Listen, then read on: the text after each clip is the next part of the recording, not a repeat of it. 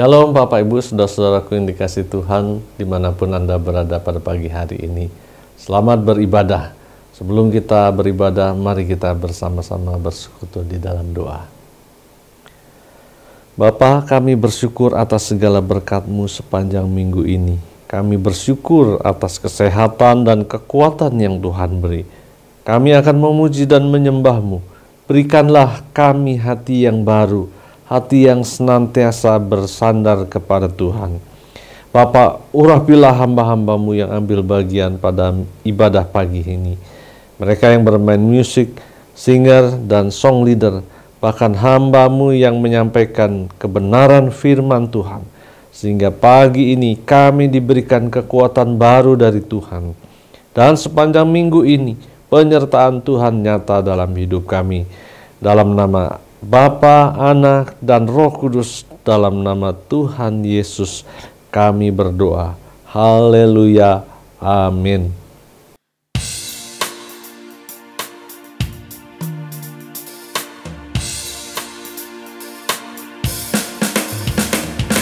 Yesus ajaib, Tuhanku ajaib, kasih-Nya ajaib bagiku. Yesus ajaib, Tuhanku ajaib, rahmat-Nya kekal selamanya. Tak berubah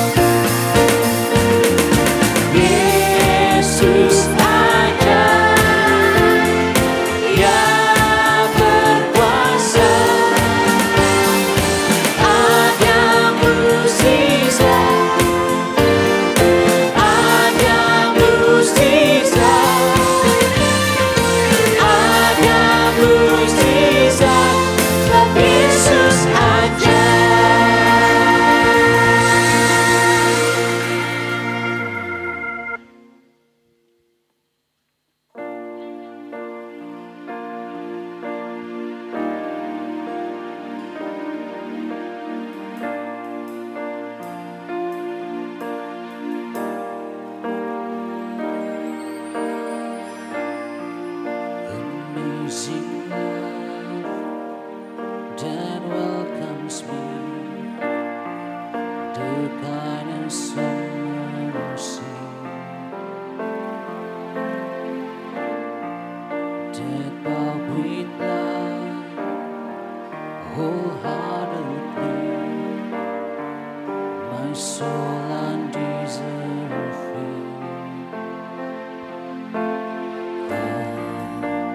You're so good,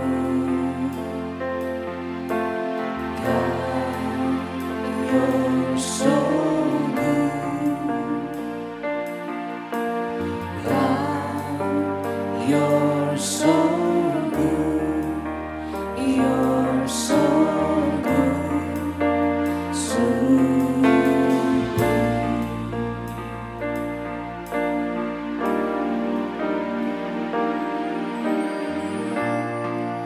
Behold the cross, age to age, hour by hour.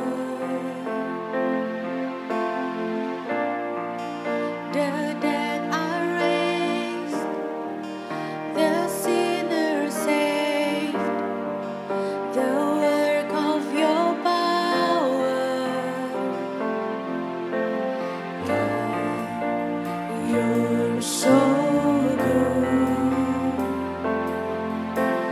God, you're so good, God, you're so good, you're so good to me. you're so good. God, you're so good, God, you're so good, God, you're so good, you're so good to me.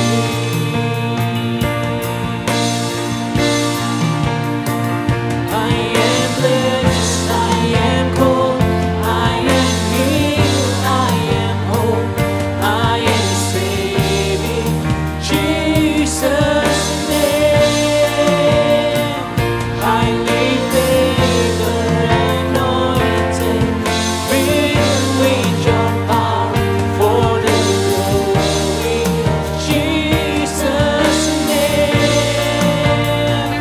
I am blessed, I am called, I am healed, I am whole, I am saved in Jesus' name. Highly favored, anointed, filled with your power for the glory of Jesus' name.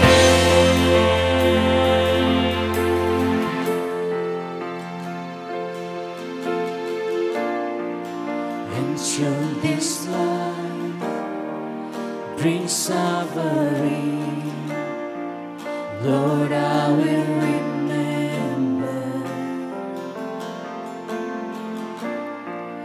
what Calvary has bought for me, both now and forever.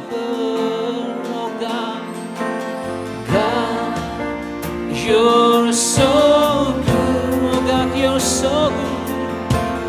God, you're so good. Yes, you are good, Lord. God, you're so good. You're so good to me. Sing again, God, you're so good. God, you're so good. Yes, you are. Oh, God, you're so good. Oh, God, you are. God, you're so good. You're so good to me. Oh,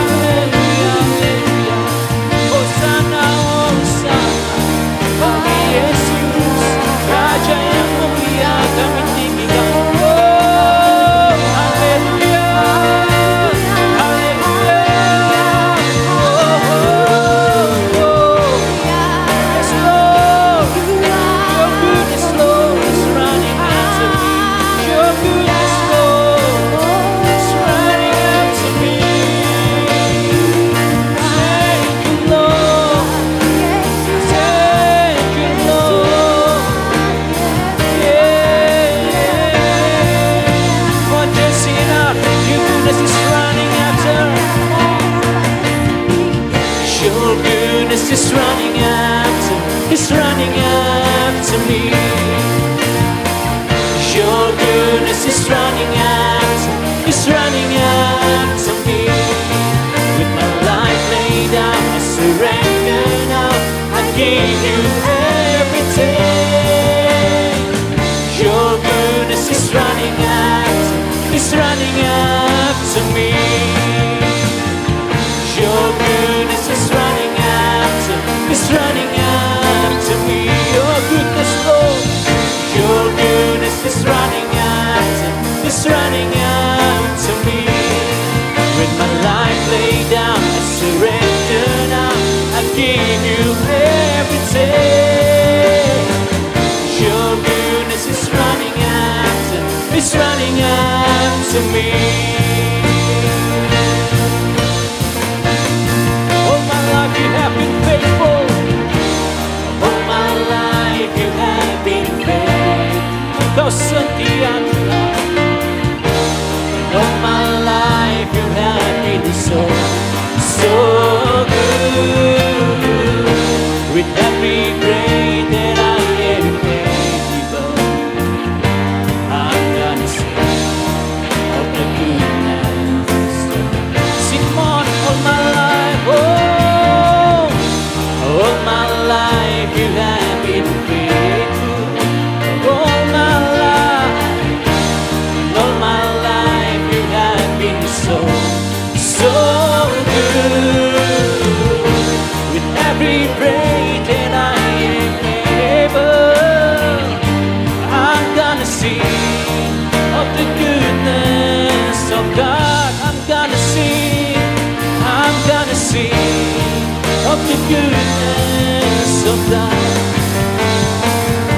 I'm gonna sing of the goodness of God.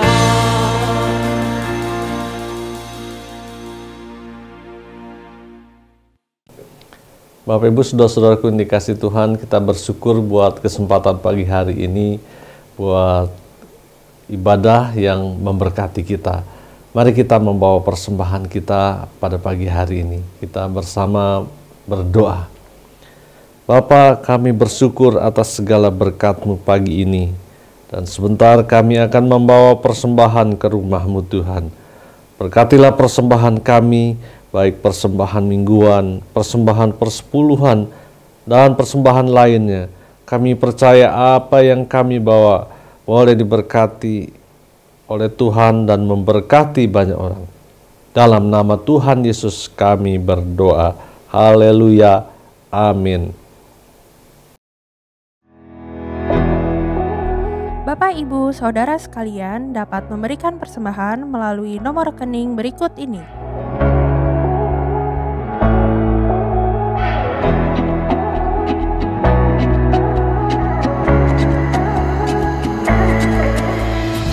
Bapak Ibu juga dapat menabur untuk pembangunan Ambon melalui rekening berikut.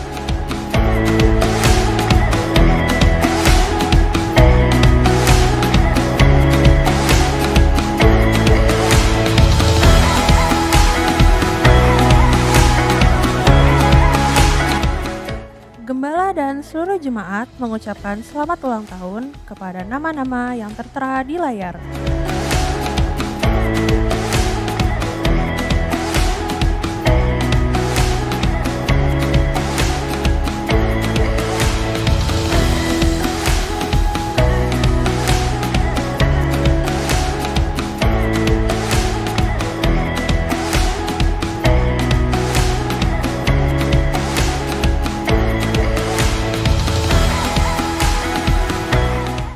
Shalom, selamat beribadah.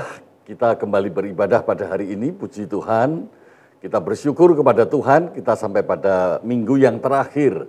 Dan minggu ini minggu yang kelima dari bulan Januari. Kita pantas bersyukur, sangat bersyukur. Bulan Januari tahun 2021 kita telah lewati 5 minggu dan kita akan akhiri dan kita memasuki bulan yang kedua, bulan Februari. Puji Tuhan, saya sangat bersuka cita berjalan bersama Tuhan di masa-masa pandemi ini, sehingga saya bisa membayangkan bagaimana di masa-masa sulit tetapi Tuhan selalu menyertai kita. Ada sukacita, puji Tuhan. Di masa susah, di masa berat, tetapi Tuhan menyertai kita, ada sukacita. Dibandingkan kita tidak punya masalah, kita tidak punya persoalan, kita nggak ada beban, kita berjalan dengan apa yang kita hasilkan, dengan prestasi, dengan kekayaan, dengan fasilitas, dengan nama baik, dengan nama tersohor, tapi tanpa Tuhan. Coba saudara bayangkan. Saudara, saya pikir kalau orang sedang dalam keadaan gembira yang luar biasa, saya pikir sedikit yang masih ingat Tuhan. Yang ingat adalah apa yang dia bisa lakukan, apa yang dia bisa hasilkan. Puji Tuhan. Kita akan tunduk kepala, kita perhatikan firman Tuhan yang Tuhan ingin sampaikan buat saudara dan saya, khususnya komunitas Patmos Gereja Bethel Indonesia Family Life Center. Mari saudara-saudara jemaat sekalian, kita satukan hati, kita berdoa. Bapa di surga, kembali kami mau terus diajar, supaya di tahun 2021 ini sungguh Engkau memakai kami menjadi terang. Terang bagi dunia, terang bagi bangsa, menerangi bangsa kami, sehingga banyak orang datang kepada Tuhan. Tuhan memakai hidup kami, sehingga orang melihat Tuhan kami adalah Tuhan Yesus. Setiap yang kami perlihatkan, setiap apa yang kami perkatakan, setiap apa yang kami pikirkan, orang melihat pikiran, perkataan, tindakan kami adalah pikiran perkataan Tuhan Yesus. Terima kasih, Roh Kudus mari bekerja, urapi hamba-Mu yang Kau pakai untuk menyampaikan isi hati-Mu, urapi seluruh jemaat yang hadir, Kau jamah hati mereka. Hamba-Mu berdoa kalau ada hati yang keras, Tuhan lembutkan. Kalau ada hati yang belum mau berserah kepada Tuhan, Tuhan ubahkan, jadikan mereka menjadi hati yang baru. Hati di tempat di mana Tuhan tinggal di dalam hati mereka. Terima kasih Tuhan Yesus. Hamba-Mu khusus berdoa kalau hari ini ada yang lemah, ada yang kehilangan pengharapan, ada yang hidupnya susah, ada yang hidupnya dalam penderitaan tidak ada selesai-selesainya. Hidupnya tertekan dengan beban yang berat, bahkan yang sakit sekalipun. Hamba-Mu berdoa dalam nama Yesus. Tuhan di atas segala Tuhan kami. Kau jamahkan tangan buat mereka dalam nama Yesus. Mereka diampuni dosanya, mereka dilepaskan, dibebaskan, bebaskan dari segala belenggu. Mereka mengalami kelegaan, yang buta melihat, yang lumpuh berjalan, yang kusta ditahirkan dalam nama Yesus. Terima kasih, terima kasih. Mari Roh Kudus, Kau bekerja di antara kami, menguasai hati dan pikiran kami. Kami ingin menikmati berkat-berkat Tuhan. Dalam nama Yesus kami berdoa. Haleluya. Amin. Satu kalimat yang saya sampaikan sejak akhir tahun adalah surrender. Surrender. Kalau saudara mempelajari apa yang Tuhan Yesus ajarkan pertama kali, bisa saya katakan ajaran orisinil dari Tuhan Yesus adalah surrender. Saya masih ingat pada waktu Tuhan Yesus mengajar di bukit, Tuhan Yesus mengatakan yang berbahagia, yang melihat Allah, diawali mereka adalah orang-orang yang miskin. Mereka adalah orang-orang yang berduka cita. Mereka adalah orang-orang yang murah hatinya. Mereka adalah orang-orang yang lapar dan haus akan firman. Nah, saudara jangan bermain dengan membolak-balik arti kata, kemudian mengartikan sesuai kebutuhan kita sendiri. Tetapi kalau saudara belajar baik-baik dari Alkitab, semua itu menunjuk kepada memuliakan Tuhan, meninggikan Tuhan, dan menempatkan diri kita serendah-rendahnya. Dan kita mengikuti apa yang Tuhan inginkan dan kita mensyukuri. Itulah namanya surrender. Surrender. Nah saudara yang saya kasih dalam Tuhan, hari ini Alkitab akan mengajarkan pada kita, Tuhan Yesus mengajar kita melalui apa yang tertulis di Alkitab, ada kaitannya dengan surrender, yaitu bagaimana Yesus menolong kita, membantu kita untuk meningkatkan iman kita. Sebab percaya itu menjadi bagian dari awal kehidupan kita mengiring Tuhan. Saudara bayangkan kalau saudara mengiring Tuhan, tapi semua yang Tuhan katakan, saudara tidak percayai, saudara tafsirkan sendiri. Karena sifat manusia secara natur, tentunya natur manusia adalah manusia yang tidak sempurna. Kalau sedang berkomunikasi, sedang mendengarkan orang lain berbicara, itu jarang sekali menangkap apa yang orang lain itu maksudkan. Tapi mula-mula dia pasti akan menangkap seperti apa yang dia inginkan. Seperti apa yang dia duga, seperti apa yang dia mau. Nah, saya tidak akan mengulas ini sudah banyak diulas, seringkali didengar pada waktu membicarakan tentang komunikasi, khususnya komunikasi seorang individu dengan individu lain, misalnya di dalam hidup pernikahan. Demikian juga bagaimana hubungan kita dengan Tuhan Yesus. Penting sekali kita menangkap apa yang Tuhan Yesus mau, seperti yang Tuhan Yesus inginkan. Sehingga kita bisa melakukan, bertindak, mengerjakan sesuai yang kita tangkap. Nah, waktu kita bertindak, mengerjakan sesuai yang kita tangkap seperti maunya Tuhan Yesus, walaupun nggak cocok sama mau kita, itu namanya iman, itu namanya percaya. Percaya. Percaya. Seringkali orang mengatakan percaya saja. Betul saudara. Percaya saja itu mempercayai apa yang dikatakan Tuhan Yesus. Seperti apa yang Tuhan Yesus mau. Bukan mempercayai apa yang kita ingin paksakan kepada Tuhan. Bukan mempercayai apa yang ingin Tuhan lakukan buat kita. Tidak. Tapi kita mempercayai apa yang Tuhan ingin lakukan supaya kita melakukannya. Amin saudara. Ini penting. Ini penting.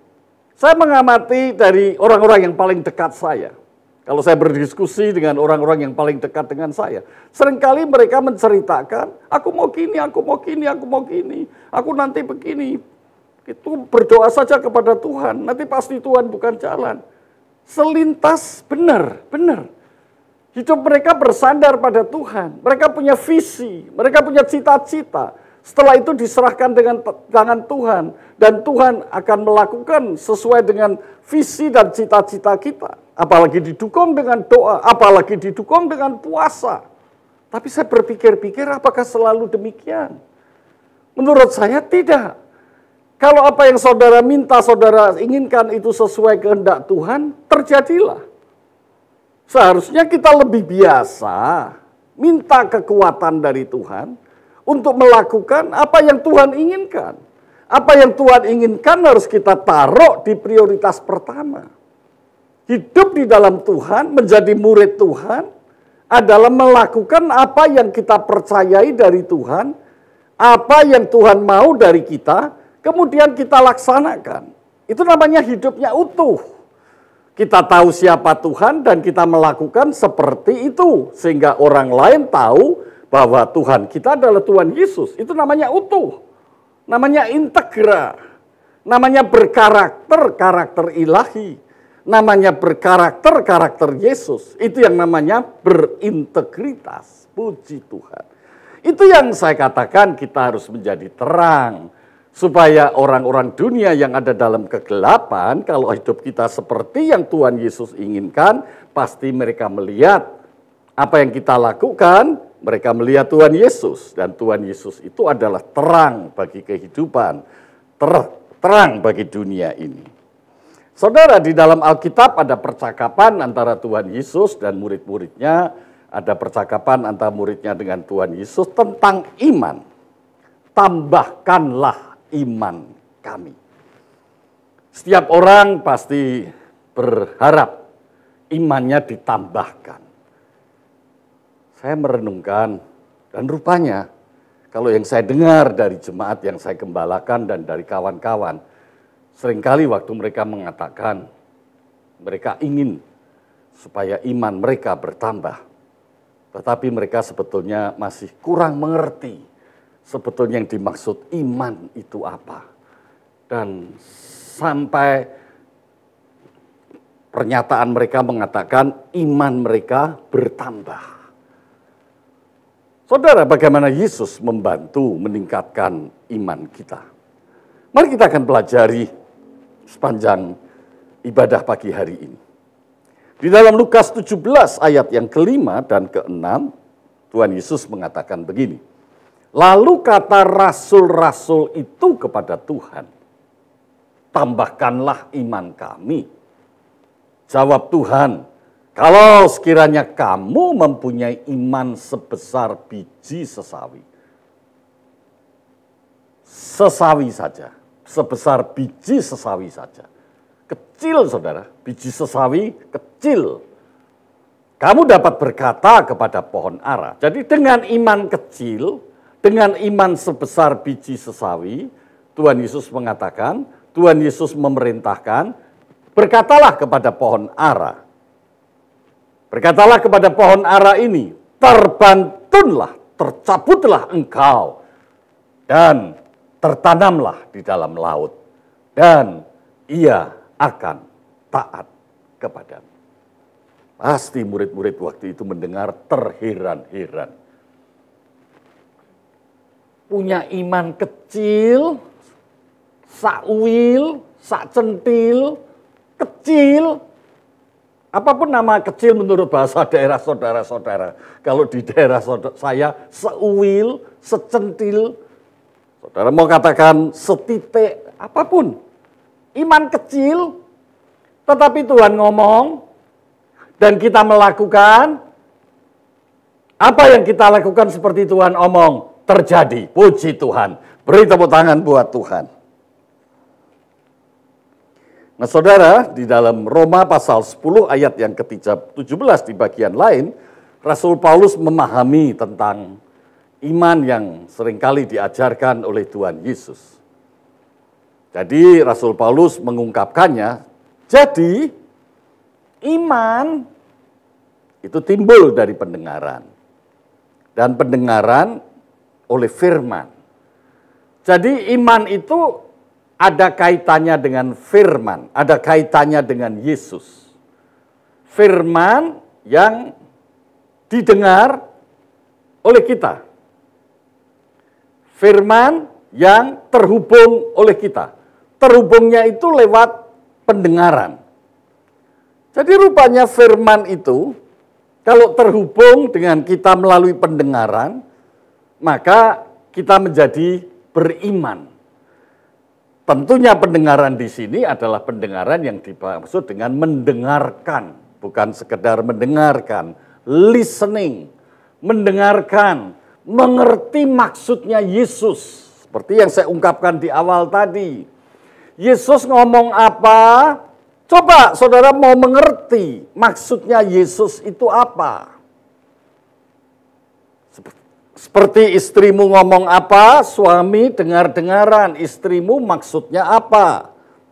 Apa yang diinginkan istrimu? Apa yang sedang diungkapkan istrimu? Bagaimana perasaannya? Bagaimana ide-idenya? Begitu pula seorang istri yang mendengarkan suami. Sama. Begitu pula Allah berbicara kepada kita. Tuhan Yesus berbicara kepada kita. Begitu pula waktu Tuhan Yesus mendengarkan Bapa di surganya berbicara kepada dia. Sehingga Tuhan Yesus begitu taat. Selalu mengatakan apa yang kulakukan seperti apa yang dikatakan Bapakku di surga. Sampai di kayu salib dia melakukan itu. Karena dia paham apa yang dikatakannya. Jadi memperkatakan sesuatu apa yang diperintahkan dan diajarkan oleh Tuhan Yesus harus dengan mempercayai dan memahami apa yang dipercayai. Ini maksudnya. Jadi Rasul Paulus diajar oleh Tuhan Yesus, dia mempunyai sebuah prinsip, sebuah kesimpulan tentang iman bagi dirinya untuk diterapkan dan diajarkan kepada jemaat bahwa iman itu ada kaitannya dalam hubungan dengan Tuhan Yesus. Karena apa yang diperintahkan dan diajarkan Tuhan Yesus itu harus dipercayai. Waktu kita mempercayai, kita memperkatakannya. Dan kita memahami apa yang kita percayai. Jadi ini bedanya dengan mantra. Kalau mantra, saya lihat bunga ini merah di hadapan saya. Saya lihat garden di belakang saya itu melengkung, saya percaya Yesus, lalu saya mengatakan begini, dalam nama Yesus, hai bunga, biru, biru, biru. Saya terus mengatakan biru, biru. Sampai khotbah nanti selesai, tetap aja merah. Sebab kenapa? Sebab saya hanya menggunakan keyakinan saya percaya Yesus. Saya tapi tidak mendengar apa-apa. Apa yang Tuhan Yesus perintahkan kepada saya tentang bunga ini. Tetapi kalau Tuhan Yesus tiba-tiba bersuara kepada saya, melalui hati saya, di dalam hati saya, Roh Kudus yang di dalam hati saya mengatakan, "Hai anakku, hai hambaku, katakanlah, perintahkan kepada bunga yang di hadapanmu yang warna merah itu, katakan kepada dia biru, supaya semua orang melihat perubahan merah menjadi biru oleh kuasa Allah, dan nama Allah ditinggikan. Saya taat, saya perkatakan, bunga itu akan menjadi biru. Semua orang akan takjub, semua orang akan menyembah Yesus menjadi Tuhan dan Juru Selamat." Itu ilustrasinya yang sederhana. Tapi menurut saya Tuhan Yesus tidak semudah itu. Hanya ingin menunjukkan dia kuasa mengubah bunga merah jadi biru. Tidaklah, yang begitu-begitu kan apa yang namanya tukang-tukang sulap. Tukang sulap itu apa namanya? Ya magic-magic begitulah. Ya namanya apa? Mentalis gitu, mentalis. Yang suka mengelabui manusia tanpa merasa dirinya dikelabui. Puji Tuhan. Murid-murid Yesus saya pikir pada waktu mengikuti Yesus mengalami kesulitan besar. Sehingga timbul percakapan tentang tambahkanlah iman kami. Murid-murid Yesus kewalahan untuk mengikuti perintah-perintah yang sudah didengarkan berulang-ulang kali melalui seri pengajaran Tuhan Yesus. Sehingga Yesus mengatakan kepada mereka, murid-murid berjaga-jaga, agar mereka tidak menyebabkan orang muda yang percaya kepadanya tersandung. Artinya jangan sampai ngajarin salah sama orang muda. Gara-gara tidak mengerti apa yang diperintahkan Tuhan, apa yang dikatakan Tuhan, tidak paham, belum paham, hanya percaya saja, terus karena sulit, terus minta ditingkatkan imannya, tapi tidak mengerti secara mendalam sebetulnya apa yang dimaksud Tuhan, tapi sudah buru-buru ngajar kepada orang lain, ngajak-ngajak orang lain percaya Yesus, hebat Yesus, percaya. Yang miskin dibuat kaya, yang sakit disembuhkan. Mungkin itu yang menjadi kata-kata, tanda kutip kata-kata klise bagi orang yang sudah percaya kepada Tuhan Yesus. Ngajak orang untuk percaya Tuhan Yesus. Maksudnya baik, tapi Tuhan Yesus mengingatkan. Sesuatu yang baik karena Tuhan Yesus juga baik. Jangan bertentangan dengan kebaikan Tuhan Yesus. Saya baru sadar, saya seringkali punya pendapat, punya ide yang baik. Saya seorang dokter, pelayanan saya lebih banyak menolong orang yang berbeban berat. Yang sedang sedih, mungkin mereka disebut depresi, sedang hatinya meluap-luap, semangatnya nggak bisa berhenti, ngomong nggak bisa berhenti, mikir nggak bisa berhenti, berencana nggak bisa berhenti, mungkin itu yang disebut manik atau bipolar, macam-macam.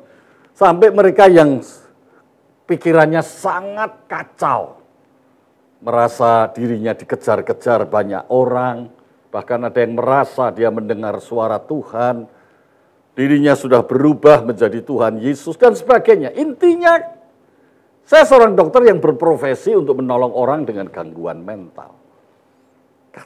Kalau saya tidak berhati-hati, kalau saya tidak mau belajar apa yang Tuhan Yesus ajarkan dan apa yang Tuhan Yesus perintahkan dan katakan dan saya tidak memahami, saya hanya dengan buru-buru karena kebaikan saya untuk menolong orang itu, saya memperkatakan sesuatu tanpa saya paham apa yang sedang saya perkatakan itu, sesuai atau tidak sesuai dengan Tuhan Yesus.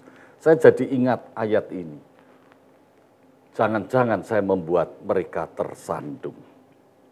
Mari saudara kita pikir ulang kembali sebagai orang Kristen. Orang Kristen adalah orang yang sangat dikasihi Tuhan. Dan Tuhan mengasihi kita tidak dengan syarat. Kalau ada orang mengatakan begitu mudahnya menjadi anak Tuhan, begitu mudahnya menjadi orang Kristen. Saya ingin mengatakan iya, karena menjadi orang Kristen itu tidak pakai syarat. Tidak pakai syarat. Hanya dia mengaku dosa, percaya Yesus sebagai Tuhan, dia bertobat, dia mengakui dosanya, dia menerima pengampunan, dan menerima Yesus sebagai Tuhan dan Juru Selamat. That's it. Orang sering heran-heran, begitu saja. Terus kehidupannya gimana? Kalau soal kehidupan orang Kristen, saya tidak ingin mengatakan berat, tapi saya juga tidak ingin mengatakan serampangan atau gampangan. Karena Tuhan Yesus sendiri yang mengatakan, kalau mau ikut aku, pikulah salib. Menurut saudara berat atau tidak berat? Ada yang bilang berat, itu di ujung sana berat. Di depan bilang, ya nggak terlalu berat. Masing-masing mungkin punya pengalaman sendiri-sendiri. Memang ikut Yesus pikul salib. Pikul salib bukan pikul dosa. Pikul salib adalah memikul apa yang Tuhan taruh menjadi beban di kedua bahu kita. Supaya kita menanggung dan mengerjakannya bersama Tuhan. Ingat, waktu katakan pikul salib dihubungkan dengan kuk yang kupasang. Dan di situ Tuhan tidak melepas, Tuhan menyertai kita. Orang yang sedang hidup sesuai dengan perintah Tuhan, disitulah Tuhan menyertai kita. Jadi berat atau ringan? Ya berat kalau selalu dibandingkan dengan keinginan daging. Sekarang harus ngikut Tuhan. Itu yang disebut berat karena kita ikut daging. Betul kan? Terus waktu kita ingin daging kita menang, kita doa puasa. Berseru kepada Tuhan. Masuk ke kamar atau bilik 2x2. Untuk terus berjumpa dengan Tuhan, memaksakan keinginannya sendiri kepada Tuhan. Nah, berarti saudara sedang mengimani kedagingan saudara. Kenapa nggak mau ikut maunya Tuhan saja? Masuk ke bilik berdoa mencari kehendak Tuhan. Sebetulnya Tuhan Yesus juga mengatakan begini, bukan hanya pikul salib. Tetapi apa? Sangkal diri, menyangkal diri. Mengatakan no terhadap keinginan diri sendiri. Meskipun yang muncul dari diri sendiri ini ide-ide yang luar biasa, ide-ide yang bagus. Saya dididik Tuhan untuk mengalami hal-hal seperti itu waktu saya masih remaja, lulus SMA, lulus menjadi sarjana kedokteran, lulus dokter, saya punya ide, punya cita-cita yang luar biasa. Tuhan katakan, no. No. Ya dengan terpaksalah boleh dikatakan. Ngikuti bimbingan Tuhan sampai hari ini. Setelah saya menoleh ke belakang hidup saya terus berpikir seandainya saya dulu ikuti semua cita-citaku yang baik. Menurut teman-teman semua baik. Saya cek ke teman-teman, wah ya Twico kalau kamu sana ke Indonesia belum ada orang seperti kamu. Semua bilang baik, kamu pasti berguna buat bangsa dan negara. Semua orang pasti baik. Belum ada di dunia kedokteran yang seperti itu, pasti semua orang baik. Tapi faktanya saya tidak ikut. Tidak ikut pendapat dunia. Tidak seluruhnya ikut hasil riset. Kadang-kadang kita sekarang selalu mengutamakan riset evidence based. Mengelola pandemi saat ini tidak semuanya harus disesuaikan evidence based, walaupun evidence based kita pertimbangkan. Ada hal-hal yang harus kita perhatikan, hal-hal lain. Dan faktanya saya ikut saja apa yang Tuhan izinkan. Saya belum terlalu tahu waktu itu makna iman, saya hanya ikut karena istri saya lebih dulu cinta Tuhan dan mengerti Tuhan karena dia pendoa dari sejak remaja. Saya ikut saja. Sampai hari ini, puji Tuhan. Saya kira kalau saya bandingkan dengan yang lain, teman-teman saya yang lain, saya tetap mengucap syukur kepada Tuhan. Bahkan ikut Tuhan itu tidak pernah menjadi ekor tapi menjadi kepala. Amin saudara. Tapi menjadi kepala itu adalah proses, hasil dari sebuah proses yang berakhir untuk memuliakan Tuhan. Jadi kembali, murid-murid Yesus kewalahan, mengalami kesulitan besar mengikuti perintahnya. Saya ambil contoh, Matius pasal 5 ayat 48. Tuhan Yesus mengatakan begini, karena itu haruslah kau sempurna. Sama seperti Bapakmu yang di surga adalah sempurna. Tuh coba, ayat ini sering dikutip oleh hamba Tuhan dan memaksa kita semua yang mendengar harus sempurna. Kalau saya membawakan ayat ini dan mengajak jemaat sempurna, saya dalam diri tanya, apakah saya sudah sempurna? Kapan saya sempurnanya? Kalau saya membimbing mereka, apakah kemudian mereka bisa lebih sempurna? Sama seperti Bapakmu sempurna. Memang Bapak di surga sempurna, paling sempurna. Dia awal, dia akhir, dia kesempurnaan yang awal, dan tidak ada kesempurnaan yang sebelum dia. Dia adalah kebenaran yang memulai, tidak ada kebenaran sebelumnya. Terus kita harus seperti Bapak, maksudnya apa? Susah kan perintahnya? Tapi itu perintah, itu harus kita jalankan, bukan susah, nggak bisa dijalankan. Lukas 6, ayat 27-28. Tetapi kepadamu yang mendengarkan aku berkata, kasihilah musuhmu. Berbuatlah baik kepada orang yang membenci kamu. Mintalah berkat bagi orang yang mengutuk kamu. Berdoalah bagi orang yang mencaci kamu. Kalau saya lihat narasi-narasi teman-teman kami, orang-orang percaya, aduh, masih jauh dari melakukan perintah Tuhan seperti ini. Masih jauh, jujur saja masih jauh. Masih baper. Kalau kita bandingkan kita ini sama orang lain mana lebih baper sih? Kalau ada hal-hal yang tanda kutip merugikan, melukai, langsung kita menempatkan diri kita ini sebagai minoritas. Ketersinggungan atas dasar diskriminasi dan segala-galanya seolah-olah menjadi tajam sekali melukai hati kita. Masih baper. Kalau saya belajar dari Tuhan Yesus, perlakuan yang disebut diskriminasi, rasisme, dialami semua oleh Tuhan Yesus. Tetapi Yesus mengajarkan, dengarkan aku, ikuti aku. Tuhan Yesus berkata, kasihilah musuhmu. Siapapun orang yang kita anggap musuh, kita harus mengasihi. Kita tetap berbuat baik kepada mereka. Kita tetap memberikan hak mereka, bagian yang layak buat mereka. Bahkan mereka yang membenci kita. Dan Tuhan Yesus mengatakan, mintalah berkat, artinya memberkati bagi mereka yang mengutuk kita. Jadi jangan ikut seneng-seneng. Berdoalah bagi orang yang mencaci maki kamu. Dicaci maki, berdoalah.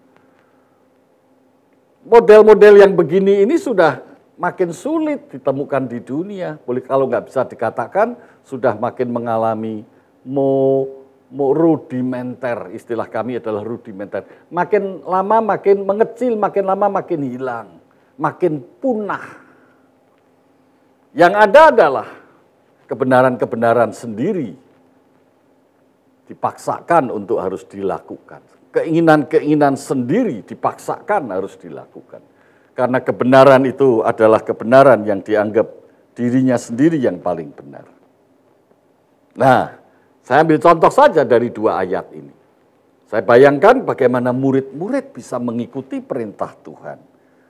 Oleh karena itu murid-murid wajar kalau datang kepada Tuhan dan bertanya, tambahkanlah iman kami. Maksudnya supaya bisa melakukan semua yang Tuhan Yesus ingin kita lakukan.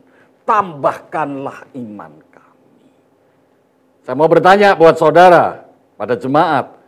Kalau saudara berpikir tentang iman dan saudara membutuhkan iman, itu lebih berkaitan tentang kepentinganmu, kebutuhanmu, keluargamu baru sakit, dagangmu baru merosot, baru tidak ada pekerjaan, terus berseru kepada Tuhan, beriman pasti dapat pekerjaan, beriman pasti sakitnya sembuh, beriman pasti usahanya berhasil, dan sebagainya. Atau lebih banyak engkau berpikir beriman itu tentang bagaimana melakukan kehendak Tuhan yang sulit-sulit ini.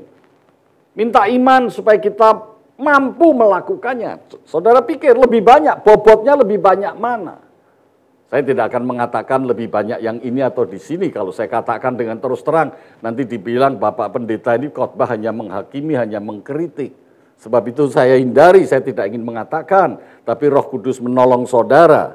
Apa yang dikatakan di hatimu oleh Roh Kudus, oleh Roh Tuhan di dalam hatimu, di mana roh yang lembut sudah ditaruh di dalam hatimu. Jadi pertanyaan yang timbul, yang saya pelajari dari perikop ini di Lukas pasal 17 ayat 5-10. Sebetulnya yang diinginkan Tuhan, yang diajarkan Tuhan itu lebih banyak iman atau lebih banyak taat.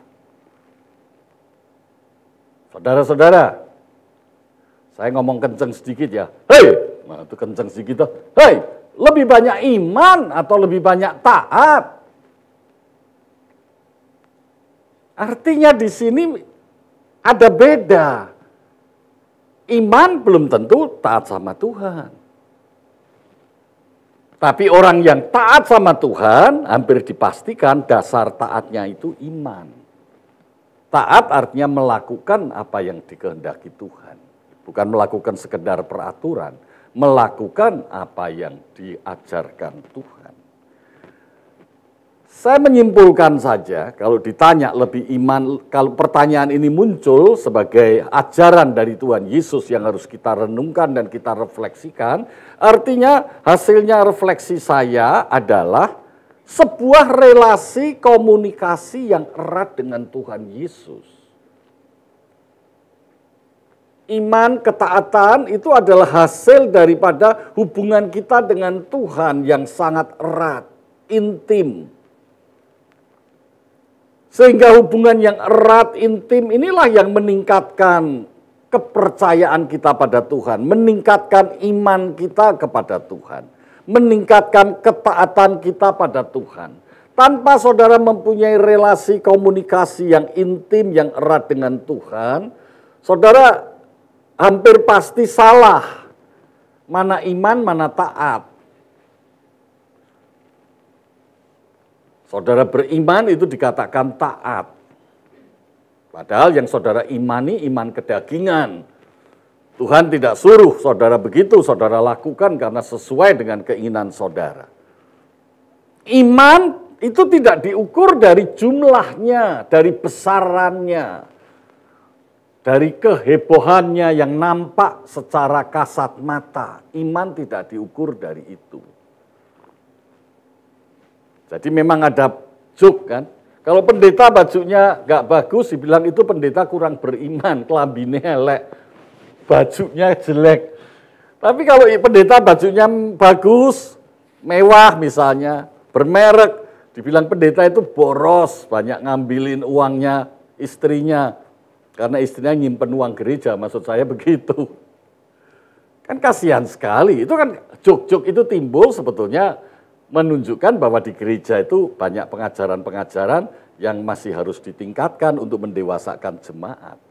Jadi iman itu tidak diukur dari kuantitasnya, baju bagus, baju enggak bagus, gereja besar, gereja kecil, jemaat banyak, jemaat kecil, itu enggak ada hubungannya sama iman. Iman itu adalah kehadirannya. Kalau Allah hadir, maka itu berkuasa. Jadi iman itu yang dilihat kehadirannya, bukan kuantitasnya. Ini yang diajarkan Tuhan Yesus. Sebagai anak-anak Tuhan, sebagai pengikut Yesus, sebagai para rasul, sebagai murid Yesus, Yesus memastikan iman itu hadir bersama mereka. Sebab itu di Yohanes 15, Tuhan Yesus mengatakan, carang itu melekat pada pokok anggur. Jadi selalu hadir. Allah itu selalu hadir. Kuasa Allah itu selalu hadir. Yesus itu selalu hadir di dalam diri kita, hidup kita. Iman seukuran biji sesawi dapat menyelesaikan hal-hal yang mustahil. Jadi tidak pakai ukuran iman. Karena iman itu cukup secuil, setitik saja. Sacuil. Sudah cukup menyelesaikan perkara-perkara yang besar. Nah yang memampukan siapa? Yesus, kehadirannya Yesus. Jadi menurut Yesus, kebutuhan sebenarnya adalah untuk lebih taat. Dan kalau kita punya kebiasaan baru taat, orang banyak melihat kita itu lebih taat pada Tuhan Yesus. Pasti orang banyak tahu Tuhan kita Tuhan Yesus. Dan pasti orang banyak akan melihat perubahan karakter yang ada di dalam kita lebih berintegritas, lebih rendah hati, makin rendah hati. Kenapa? Karena ada relasi yang sejati, keintiman dengan Tuhan. Karakter itu akan muncul buah daripada hubungan, buah dari relasi. Tidak ada manusia menjadi lebih baik tanpa lewat relasi dengan yang lebih baik. Saya menjadi lebih baik, saya harus berelasi dengan pribadi lain yang mengubah hidup saya lebih baik. Artinya saya harus berelasi dengan pribadi lain yang menjadikan saya lebih baik. Bukankah begitu? Tentunya sumber utamanya saya harus berelasi dengan Tuhan. Relasi yang sejati, keintiman, motivasi yang mendasari ketulusan hati. Itulah yang namanya rendah hati. Rendah hati itu sebetulnya hasil dari keintiman dengan Tuhan dan suatu motivasi ketulusan hati dalam mengerjakan segala sesuatu. Ini yang diajarkan oleh Tuhan Yesus.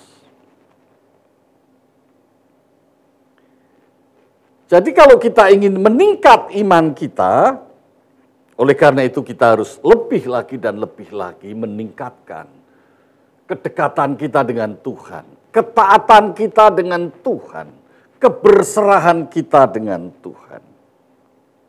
Jadi, bagaimana Yesus membantu murid-muridnya untuk menambahkan iman? Saya akan akhiri dengan beberapa slide ini. Lukas 17 ayat ke-6, jawab Tuhan, kalau sekiranya kamu mempunyai iman sebesar biji sesawi, saja kamu dapat berkata kepada pohon ara ini, terbantunlah engkau dan tertanamlah di laut, dan ia akan taat kepadamu.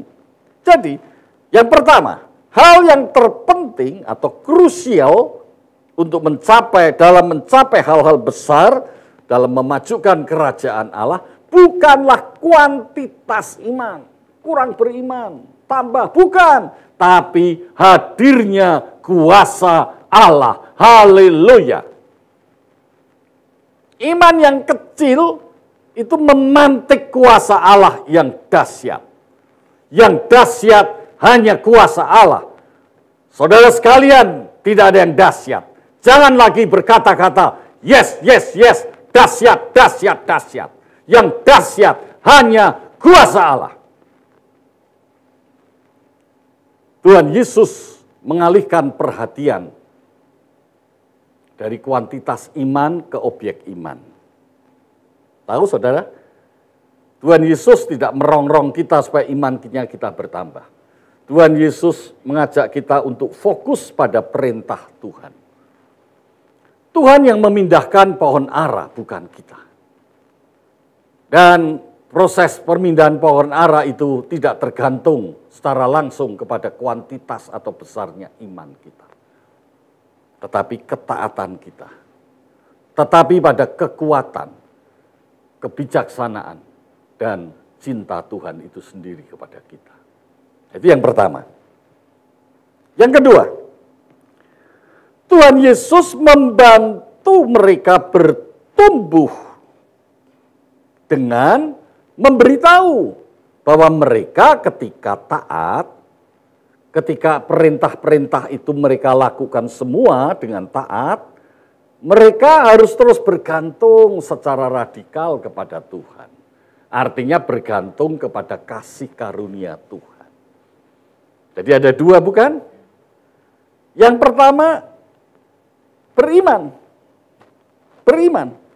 Beriman tidak perlu besar-besar, yang penting percaya, mempercayai. Nah kalau percaya, Tuhan ngomong apa, lakukan. Jangan omongan-omongan yang lain yang saudara lakukan. Apalagi keinginan-keinginan yang timbul dari kedaginganmu yang saudara lakukan. Iman jangan dihubungkan dengan kedagingan. Iman dihubungkan dengan perintah Tuhan untuk membangun kerajaan Allah. Iman dihubungkan dengan mengikut Tuhan, di mana kita dipakai untuk membangun kerajaan Allah. Iman ada hubungannya dengan ketaatan. Sebab itu iman ada korelasinya dengan proses di mana kita memikul salib dan menyangkal diri. Nah, yang kedua, kalau kita sudah melakukannya, Tuhan mengatakan kita harus terus bergantung kepada Tuhan. Bergantung kepada kasih karunia Tuhan. Karena Tuhan itu penuh dengan kasih karunia dan kasih karunia-Nya selalu baru setiap pagi. Dan Alkitab mengajarkan kepada kita bahwa kasih karunia Allah itu bagi kita adalah kasih karunia tanpa syarat. Kasih karunia bagi yang tidak layak. Saya kalau ingat ini, inilah yang menjadi dukungan, dorongan, kekuatan yang terus mendorong, dorongan yang besar untuk pertumbuhan iman itu menjadi lebih dewasa. Mengapa? Karena dalam konsep yang diajarkan Tuhan Yesus ini, Tuhan itu bebas memberkati siapa saja. Kita masih berdosa saja sudah diberkati. Betul kan saudara? Kita masih berdosa saja diberkati. Setiap kali kita datang kepada Tuhan, kita berdosa dan mengaku dosa kita, maka dosa kita akan diampuni dan kita disucikan kembali. Jadi kasih karunia Tuhan itu bebas buat kita untuk memberkati kita. Bahkan Tuhan pun memiliki kasih karunia untuk memberkati kita sebelum kita melakukan tindakan kita bersama seperti yang Dia inginkan. Dia sudah menyediakan kasih karunia itu. Nah, sesungguhnya kita ini semua adalah budak yang tidak layak. Namun kita melakukan apa yang seharusnya kita lakukan sebelum Tuhan melayakkan kita dan setelahnya juga. Artinya kita ini semua budak yang tidak layak. Baik sebelum kita melakukan apa yang seharusnya kita lakukan maupun setelahnya juga. Hanya kasih karunia inilah yang mendorong Tuhan untuk membantu memampukan kita supaya kita bisa melakukan perintahnya. Puji Tuhan. Artinya hidup kita ini memang betul-betul carang yang nempel pada pokok anggur. Tuhanlah yang bekerja di dalam kehidupan kita. Saya akan tutup dengan satu kalimat, obedient surrender. Suatu kepatuhan, ketaatan dengan penyerahan diri. Kata surrender adalah kata berserah. Ketaatan dengan penyerahan diri. Inilah yang Alkitab mencatat ada di dalam diri Abraham. Dan Alkitab mencatat ini adalah titik tertinggi iman dalam semua sejarah yang ada. Berserah diri, surrender. Tuhan memberkati orang yang dengan patuh menyerahkan segalanya kepadanya. Saudara masih ingat peristiwa Abraham dengan Ishak? Abraham patuh menyerahkan kepada Tuhan segalanya kepadanya. Kejadian pasal 22 ayat 1 sampai 2. Sebagai ayat penutup, mari kita bicara.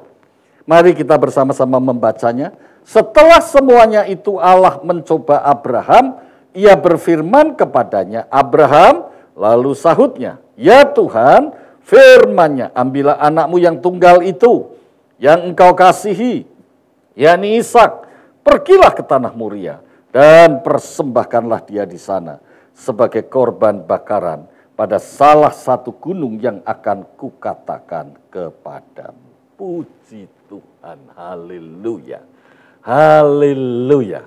Contoh ini adalah contoh obedient surrender. Obedient surrender adalah salah satu dimensi daripada mengasihi tanpa syarat. Mengasihi Tuhan tanpa syarat, mengasihi lagi, mengasihi lagi, mengasihi lagi, mengasihi Yesus, mengasihi tanpa syarat. Ada pujian yang mengatakan, mengasihi, mengasihi. Betul begitu saudara? Puji Tuhan. Mari saudara kita akhiri ibadah kita. Ingat bahwa menambahkan iman, tambah-tambah iman, itu Yang pertama, Tuhan Yesus menolong muridnya untuk selalu kembali kepada perintah Tuhan. Kembali kepada perintah Tuhan. Waktu orang menjalankan perintah Tuhan, maka ada kuasa Allah yang bekerja. Jadi iman biji sesawi itu tidak menentukan besar kecilnya iman, tidak menentukan besar kecilnya karya Allah. Yang menentukan besar kecilnya karya Allah adalah ketaatan kita dan kuasa Allah. Dan yang kedua, kalau kita sudah melakukannya bersama-sama Tuhan Yesus, kita tetap bergantung pada Tuhan Yesus. Biarlah kasih karunia-Nya itu terus berlaku di dalam kehidupan kita untuk dapat melakukan hal-hal yang Tuhan perintahkan kepada kita sampai selesai. Banyak hal yang saudara harus kerjakan di dalam dunia ini.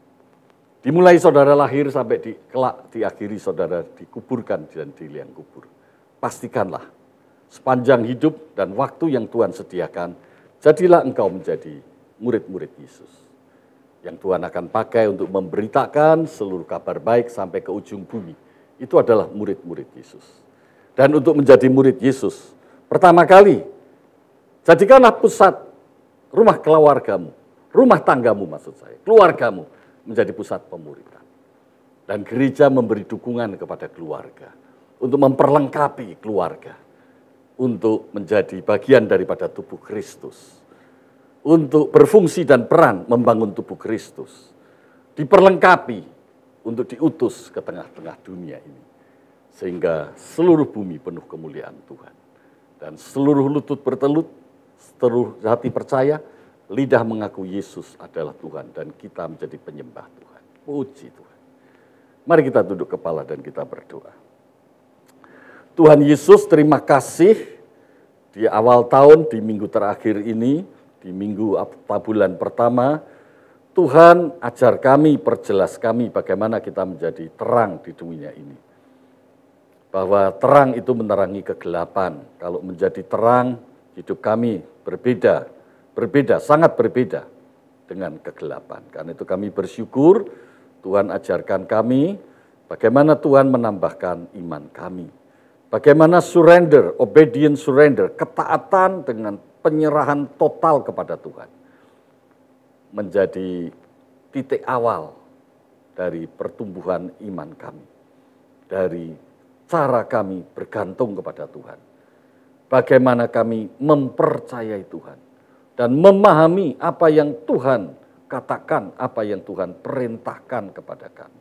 Dan mempercayainya dan bertindak atas dasar apa yang kami pahami, apa yang kami percayai. Disitulah kuasa Allah bekerja. Dan seterusnya kami bergantung kepada Tuhan.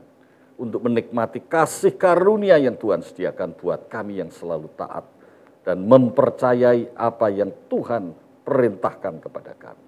Sehingga kami dapat mewujudkan seperti apa yang Tuhan inginkan, menyelesaikan pekerjaan Tuhan di bumi ini, datanglah kerajaan-Mu di bumi seperti di surga. Haleluya, terpujilah nama Tuhan Yesus buat selama-lamanya. Pada hari ini juga kalau ada di antara saudara pemirsa, pendengar dimanapun saudara berada, membuka hati, menerima Yesus sebagai Tuhan dan Juru Selamat, bersungguh-sungguh dalam membangun relasi yang sejati, berkomunikasi yang sejati dengan Tuhan. Saudara ingin dilepaskan dan dibebaskan dari belenggu kuasa dosa dan setan. Angkat kedua tanganmu, taruh tangan kananmu pada dada kirimu dan katakan bersama saya, dalam nama Yesus, kami menerima Yesus sebagai Tuhan dan Juru Selamat. Kami mengakui dosa kami akan meninggalkan perbuatan dosa kami. Kami berbalik kepada Yesus dan menerima Yesus sebagai Tuhan dan Juru Selamat. Dan kami menerima pengampunan dosa. Dan segala belenggu yang membutakan kami, yang mengikat kami. Dilepaskan dalam nama Tuhan Yesus. Kebutaan rohani kami dicelikkan dalam nama Yesus. Kami boleh melihat wajah Yesus. Dalam nama Yesus, segala sakit penyakit yang ada dalam tubuh kami. Kami percaya oleh kuasa bilur darah Yesus disembuhkan. Tumpangkan tangan Tuhan pada setiap tubuh yang sakit dalam nama Yesus. Oleh kuasa bilurnya, sakit penyakit apapun, penyakit COVID sekalipun, dalam nama Yesus, sembuh. Terima kasih Tuhan. Terima kasih Tuhan. Dalam nama Yesus kami berdoa dan bersyukur. Haleluya. Amin. Selamat hari Minggu. Tuhan memberkati.